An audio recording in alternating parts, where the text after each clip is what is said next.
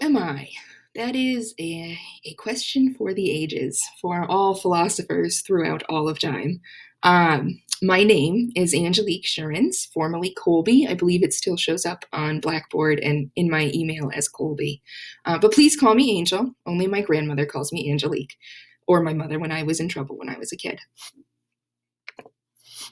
Full disclosure, this is my second attempt. I had to upgrade my Screencastify because I could not condense this to only 5 minutes, and you only get 5 minutes on the free version. Additional disclosure, I will be referencing notes that I have. I communicate much better in writing than I do orally, which kind of ties into my leadership style and my personality. But here we go. Background information about me, Angel.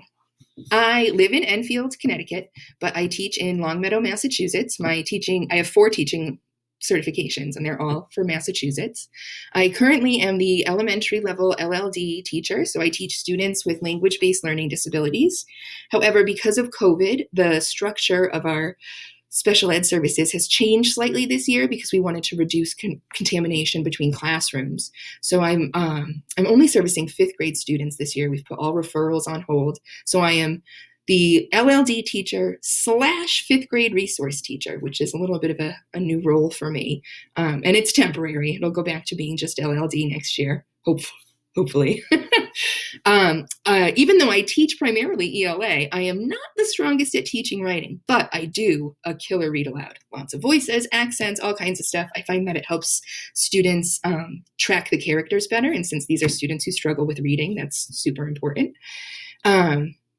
I have 3 children. I have a almost 2-year-old daughter. Her birthday is the 17th. I have an 8-year-old named Atticus and a 15-year-old named Xander. And my daughter's name is Evangeline. A little bit more background about me. I am a very strong advocate of the civil rights movement that's going on right now. I participate a lot in community activism. I do a lot to raise money for my local women's shelter. I am not one of those nut jobs that tried to cause an insurrection at the Capitol the other day, but that's for another time. I am more heavily involved with community activism that relates to civil rights and women's issues.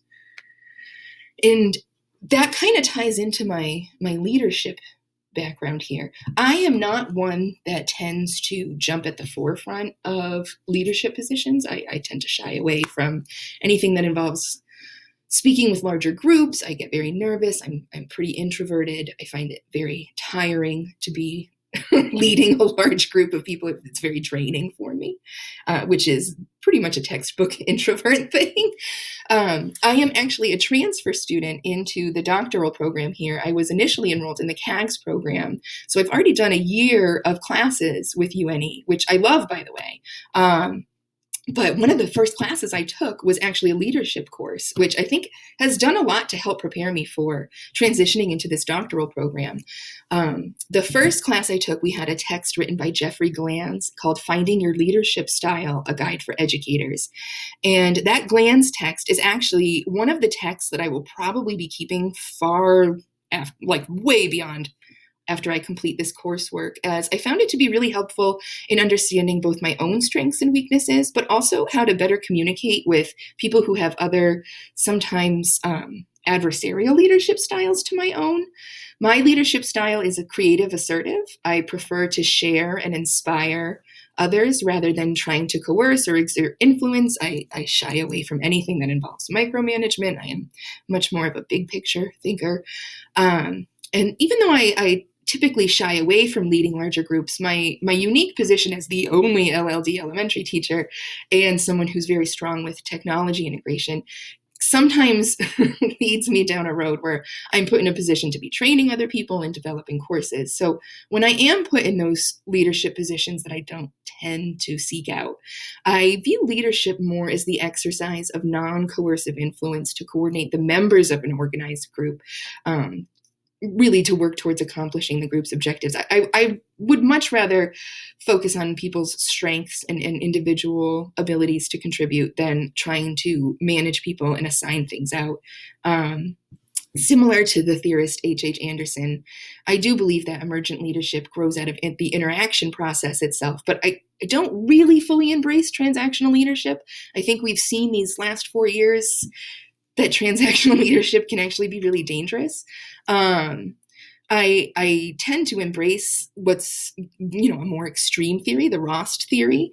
And Rost's theory, he sort of advocated for eliminating the distinction between leaders and followers and really focused more on the idea that information and motivation combined with, a given set of informal relationships really is the source of influence rather than an individual leader. Leaders should be semi-permanent rather than a fixed person.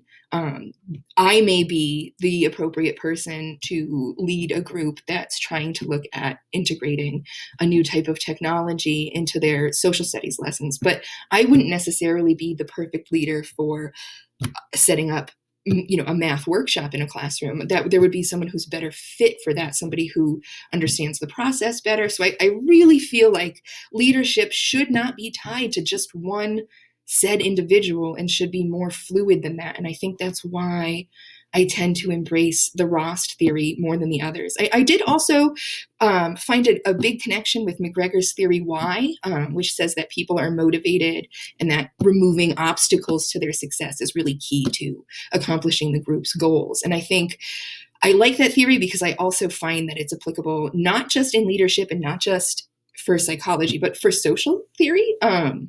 When you look at some of the rhetoric that's spewed in America, it's not uniquely American, but it's pretty American. The idea that poor people need to work harder and that's how they can get out of the cycle of poverty. Well, we know from data and statistics and just common sense that that's not true. I have been poor. I have lived beyond paycheck to paycheck. I mean, lower than paycheck to paycheck. And it was not because I didn't work hard. It was because of situational factors like a recession and the housing market crisis and the inability to find a job in my previous career, which was in pharmaceutical research. So, I think the idea that people aren't motivated and need a leader to be driving them towards an end goal is not something that I subscribe to at all. I do not agree with Theory X. I am definitely a strong proponent of Theory Y. I think most people are motivated to do things that they do well, and that if you can support them and foster their strengths and pair them with people who can supplement their weaknesses, that really is what true leadership should be. And I think that a lot of the theories have a lot of weight to them. While there's certainly a lot of evidence to support the charismatic transformational leadership theory, it's not one that I personally embrace. I don't particularly find myself to be exceptionally charismatic, but I do find that I fit certain leadership roles very well. I think the overall transformational leadership theory is probably the most spot on, although that wasn't necessarily super detailed in the text. We looked more at individual theories, but the idea that inspirational motivation and intellectual stimulation are foundational to transformational leadership, I really identify with, particularly the intellectual stimulation thing. If you are going to encourage people and inspire people to put in more effort or to reach this end goal that may seem very difficult, you want to give them something that they're interested in, that something new, something innovative, something that's based in research or is on the forefront of groundbreaking research. My intended research area was going to be utilizing virtual simulations to improve cognitive skills and related to reading comprehension, which is an intervention that I developed about 3 years ago that I have been training other people to do, that I have seen an extreme amount of success with for students with language-based learning disabilities and ELL students. But that may be on hold because I can't use VR headsets during COVID. We can't share any materials. But just the idea that you can push people to do innovative things and embrace new innovative techniques and really get on board with moving in a direction that pushes education forward. I think the way to do that is by looking more at where people's strengths are, putting them in positions where they can utilize that and inspire others, rather than trying to control what they're doing, assigning people medial tasks that they may not be ideally suited for. I really feel like that Rost theory is so important moving forward. I think my personal experience with administrators and leaders in education has been that they tend to embrace more of that charismatic transformational leadership, or they're micromanaging, or they're not really taking into account where people's individual interests are, what their strengths are, and how to support their weaknesses rather than highlighting them in a punitive way. So for me, leadership is much more fluid than a lot of the theories outlined in the text would lead one to believe. So it was very nerve-wracking for me to do this. I look forward to watching more of everybody else's introductions.